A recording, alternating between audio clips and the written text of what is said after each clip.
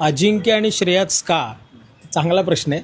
Actually काय आहे की डिरेक्टरच्या पॉईंट ऑफ व्ह्यूने आपण विचार करतो ना, तर आपण एखादं गाणं 3 मिनिटामध्ये आपण गाण्याची म्हणजे कथा पूर्ण 3 मिनिटात बसवायची असते. तो खूप मोठा टास्क असतो की लोकांना तो कळतोय का, किती लोकांना तो समजतोय. आणि अजिंक्य का? तर अजिंक्य हा सध्या तरुणींमध्ये ट्रेंडमध्ये आहे. त्याचे बरेचसे आता चित्रपट पण प्रदर्शित झाला आहे काल परवाच. आणि त्याच्यानंतर त्याचे सिरियल्स पण खूप लोकांनी त्याच्या म्हणजे हे केलेलं आहे. तर विषय असा झाला की माझ्या मोठ्या बहिणीने मला सजेस्ट केलं की गाणं करतोयस तर कोणाला घेतोयस. तर म्हटलं विचार करतोय कुठला नवीन फेस.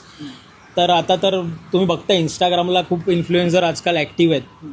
सो त्यातलाच एखादा फेस घ्यायचं ठरलं होतं. पण माझ्या बहिणीने मला सजेस्ट केलं की असं असं अजिंक्य राऊत म्हणून ॲक्टर आहे, तू विचार कर त्याचा. मग आम्ही अजिंक्यला फोन केला. अजिंक्यनी होकार लगेच दर्शवला, कारण त्याला स्टोरी आवडली, गाणंही आवडलं. श्रेयाला तर मला वाटतं मी स्वतः तिला फॉलो करत होतो 1 वर्ष झालं. आणि मी बघत होतो की असंच मला एक मॉडेल नको होती की एक मॉडेलिंग क्षेत्रातली आणि एखादी ॲक्टर. मला एक चाळीतला सिम्पल स्वीट असा एक फेस हवा होता.